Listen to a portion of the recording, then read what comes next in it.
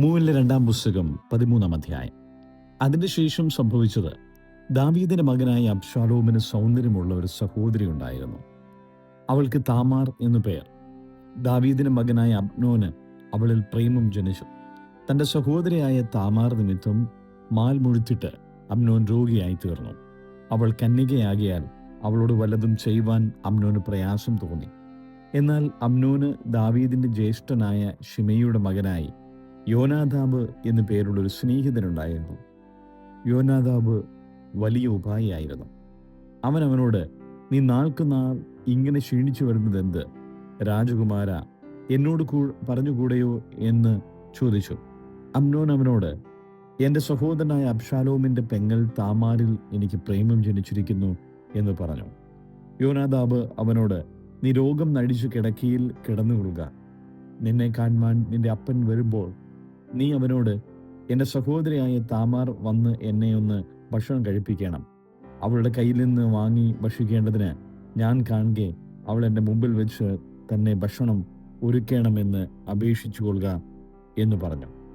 അങ്ങനെ അമ്നോൻ രോഗം നടിച്ചു കിടന്നു. രാജാവ് അവനെ കാണുവാൻ വന്നപ്പോൾ അമ്നോൻ രാജാവിനോട്, എൻ്റെ സഹോദരിയായ താമാർ വന്ന് ഞാൻ അവളുടെ കയ്യിൽ നിന്ന് ഭക്ഷണം ഭക്ഷിക്കേണ്ടതിന് എൻ്റെ മുമ്പിൽ വെച്ച് തന്നെ 1-2 വടകളെ ഉണ്ടാക്കട്ടെ എന്ന് പറഞ്ഞു. ഉടനെ ദാവീദ് അരമനയിൽ താമാറിൻ്റെ അടുക്കൽ ആളയച്ചു. നിന്റെ സഹോദരനായ അമ്നോന്റെ വീട്ടിൽ ചെന്ന് അവന് ഭക്ഷണം ഉണ്ടാക്കി കൊടുക്കുക എന്ന് പറയിച്ചു. താമാർ തൻ്റെ സഹോദരനായ അമ്നോന്റെ വീട്ടിൽ ചെന്ന് അവൻ കിടക്കുകയായിരുന്നു.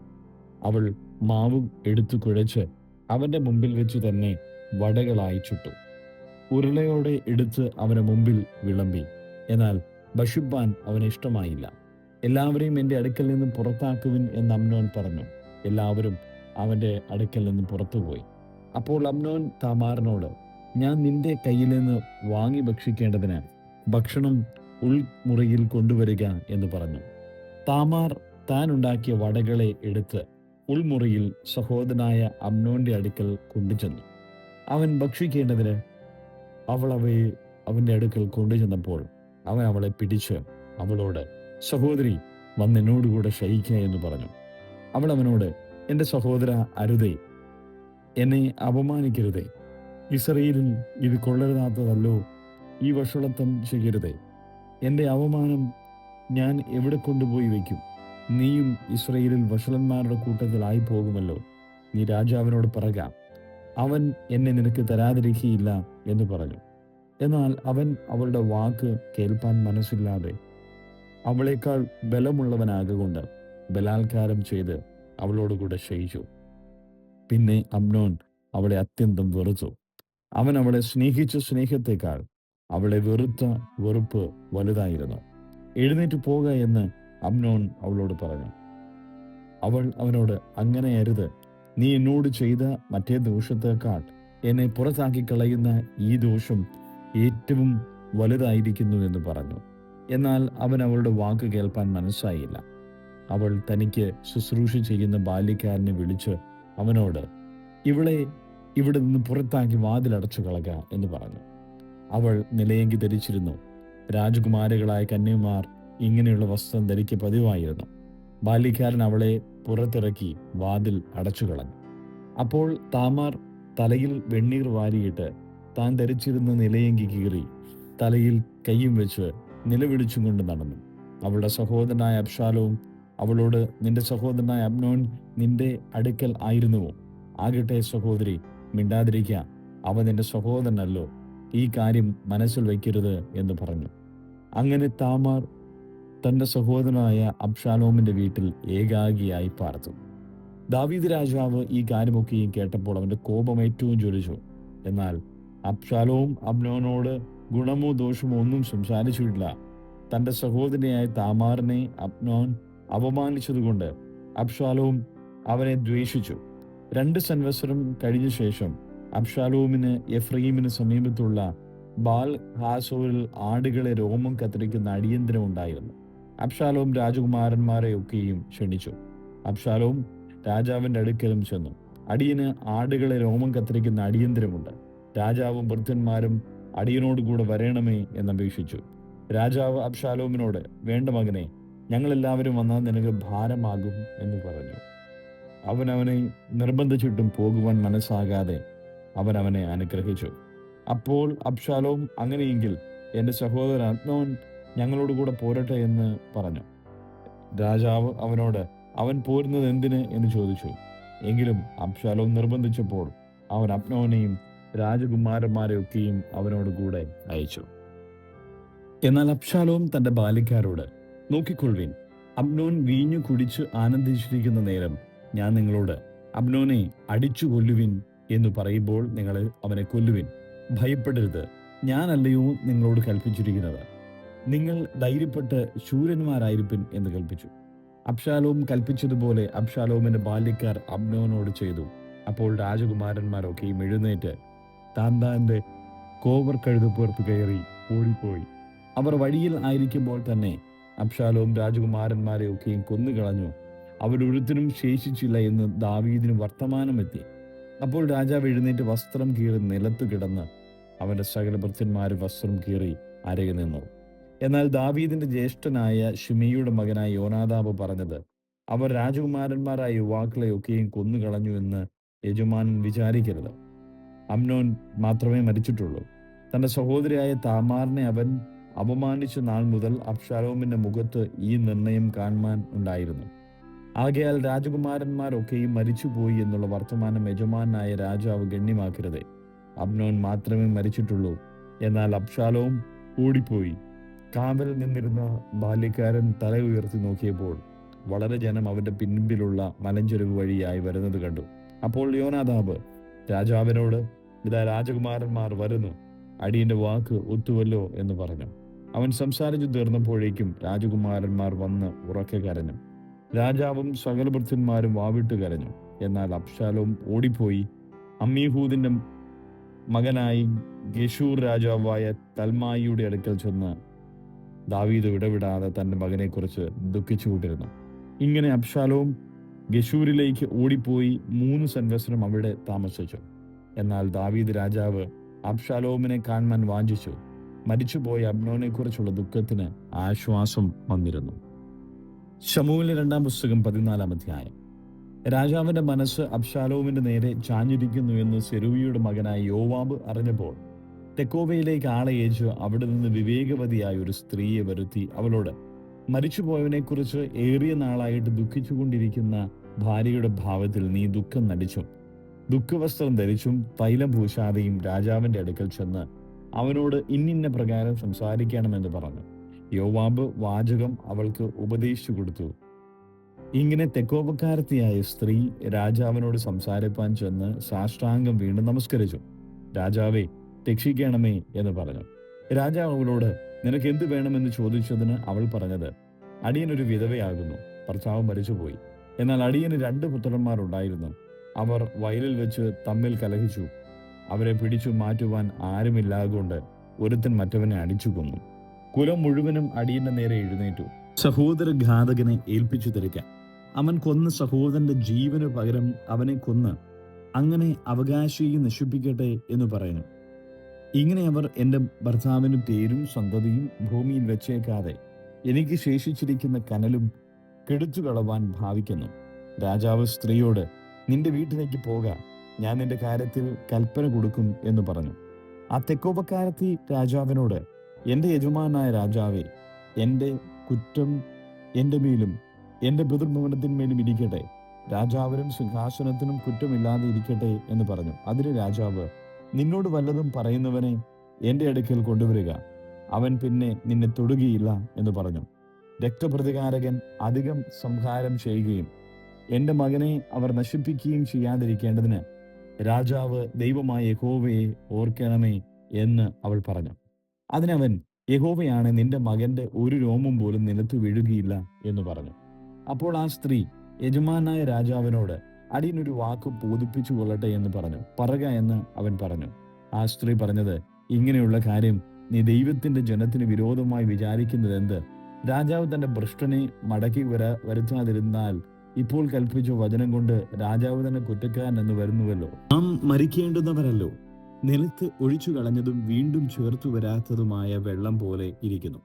ദൈവം ജീവനെ എടുത്തു കളയാതെ ഭ്രഷ്ടനായവൻ തനിക്ക് ഇനിയും ഭ്രഷ്ടനായിരിക്കാതെ വണ്ണം മാർഗം ചിന്തിക്കുന്നു.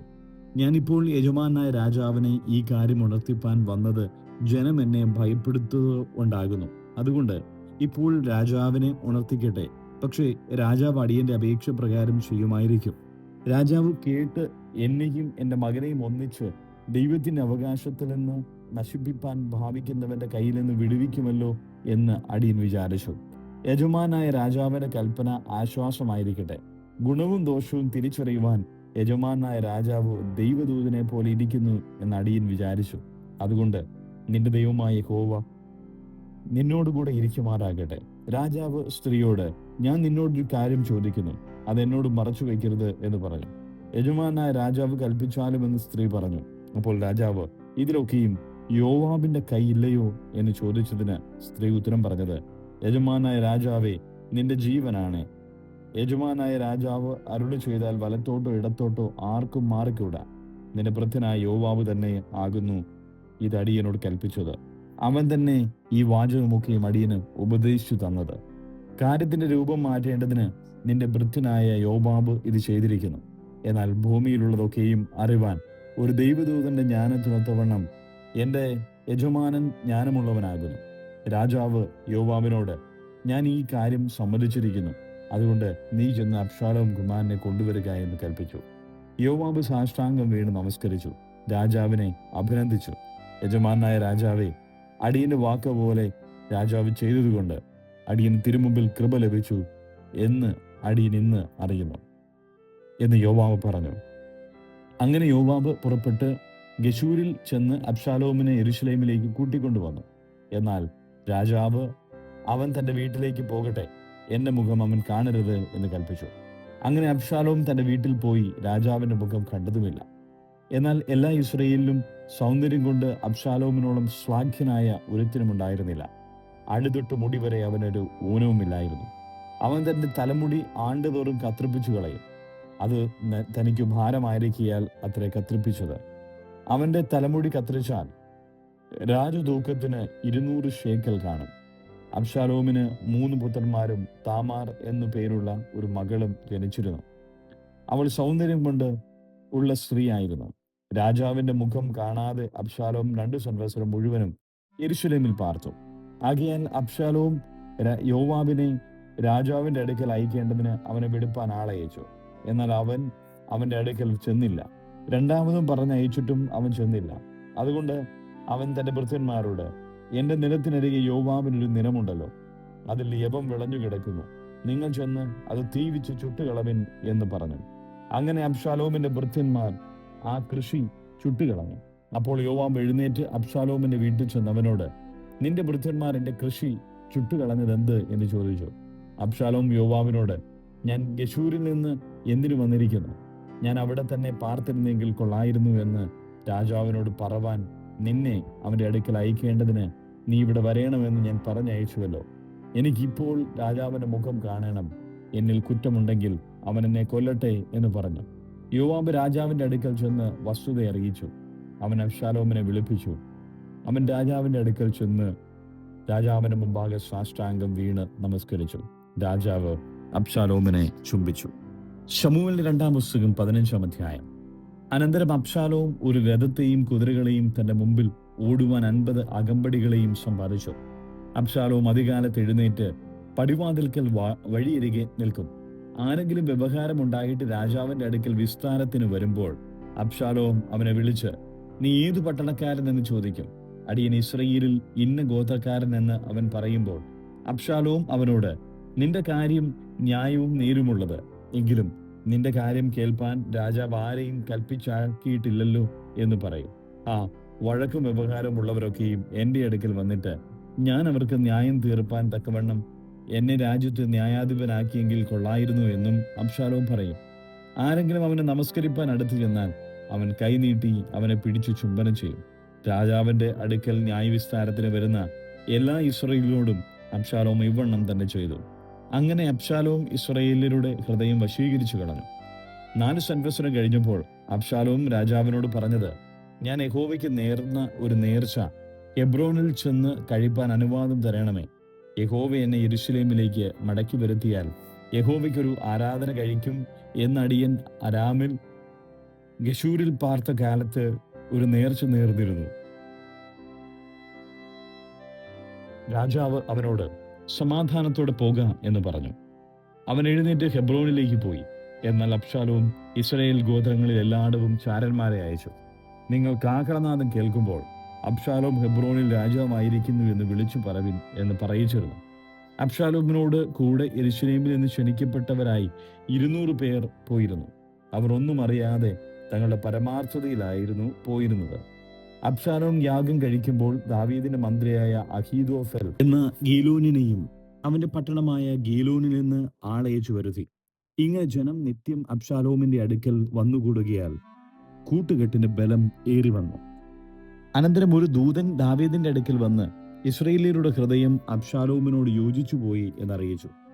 അപ്പോൾ ദാവീദ് യെരൂശലേമിൽ തന്നോട് കൂടിയുള്ള സകല ഭൃത്യന്മാരോടും നാം എഴുന്നേറ്റ് ഓടിപ്പോക, അല്ലെങ്കിൽ നമ്മിൽ ആരും അബ്ശാലോമിന്റെ കയ്യിൽ നിന്ന് തെറ്റിപ്പോകുകയില്ല. അവൻ പെട്ടെന്ന് വന്ന് നമ്മെ പിടിച്ച് നമുക്ക് അനർത്ഥം വരുത്തുകയും പട്ടണത്തെ വാളിന്റെ വായ്ത്തലയാൽ നശിപ്പിക്കുകയും ചെയ്യാതിരിക്കേണ്ടതിന് ക്ഷണത്തിൽ പുറപ്പെടുവിൻ എന്ന് പറഞ്ഞു. രാജഭൃത്യന്മാർ രാജാവിനോട് യജമാനായ രാജാവിന്റെ ഹിതമൊക്കെയും അടിയങ്ങൾക്ക് സമ്മതം എന്ന് പറഞ്ഞു. അങ്ങനെ രാജാവ് പുറപ്പെട്ടു. അവന്റെ ഗ്രഹമൊക്കെയും അവനെ പിൻചെന്നു. എന്നാൽ രാജധാനി സൂക്ഷിപ്പാൻ രാജാവ് 10 വെപ്പാട്ടികളെ താമസിപ്പിച്ചിരുന്നു. ഇങ്ങനെ രാജാവ് പുറപ്പെട്ട് ജനമൊക്കെയും പിന്നാലെ ചെന്നു. അവർ ബെത് മെഹാപ്പിൽ നിന്ന് അവന്റെ സകല ഭൃത്യന്മാരും അവന്റെ അരികത്തുകൂടെ കടന്നുപോയി. എല്ലാ ക്രേത്യരും എല്ലാ പ്ലേത്യരും അവനോടുകൂടെ ഗത്തിൽ നിന്ന് പോന്നിരുന്ന 600 പേരായ എല്ലാ ഗിത്യരും രാജാവിന് മുമ്പാകെ കടന്നുപോയി. രാജാവ് ഗിത്യനായ ഇറ്റായിയോട് പറഞ്ഞതെന്തെന്നാൽ, നീയും ഞങ്ങളോടുകൂടെ വരുന്നത് എന്തിന്? നീ മടങ്ങിച്ചെന്ന് രാജാവിനോട് കൂടെ പാർക്ക. നീ പരദേശിയും സ്വദേശ ഭ്രഷ്ടനുമല്ലോ. നിന്റെ സ്ഥലത്തേക്ക് പോയി കൊള്ളുക. നീ ഇന്നലെ വന്നതേയുള്ളൂ. ഇന്ന് ഞാൻ നിന്നെ ഞങ്ങളോടുകൂടെ അറിഞ്ഞു നടക്കുമാറാക്കുമോ? ഞാൻ തരം കാണുന്നിടത്തേക്ക് പോകുന്നു. നീ നിന്റെ സഹോദരന്മാരെയും കൂട്ടി മടങ്ങിപ്പോക. ദയയും വിശ്വസ്തതയും നിന്നോടുകൂടെ ഇരിക്കട്ടെ. അതിന് ഇത്തായി രാജാവിനോട്, യഹോവയാണ് യജമാനായ രാജാവാണ്.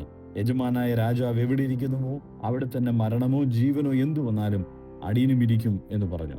ദാവീദ് ഇത്തായിയോട്, നീ കൂടെ പോരുക എന്ന് പറഞ്ഞു. അങ്ങനെ ഗിത്യനായ ഇത്തായിയും അവന്റെ ആളുകളും അവനോട് കൂടെയുള്ള കുഞ്ഞുകുട്ടികളും എല്ലാം കടന്നുപോയി. ദേശമൊക്കെയും വലിയ കരശലായി. ജനമെല്ലാം കടന്നുപോയി. രാജാവും കിദ്രോൻ തോട് കടന്ന് ജനമൊക്കെയും മരുഭൂമിയിലേക്ക് വഴിക്കുപോയി. സാദോക്കും അവനോടുകൂടെ ദൈവത്തിന്റെ നിയമപെട്ടകം ചുമന്നുകൊണ്ട് എല്ലാ ലേവ്യരും വന്നു. അവർ ദൈവത്തിന്റെ പെട്ടകം താഴെ വെച്ചു. ജനമൊക്കെയും പട്ടണത്തിൽ നിന്ന് കടന്നു തീരും വരെ അബ്യാഥാർ മല കയറി ചെന്നു.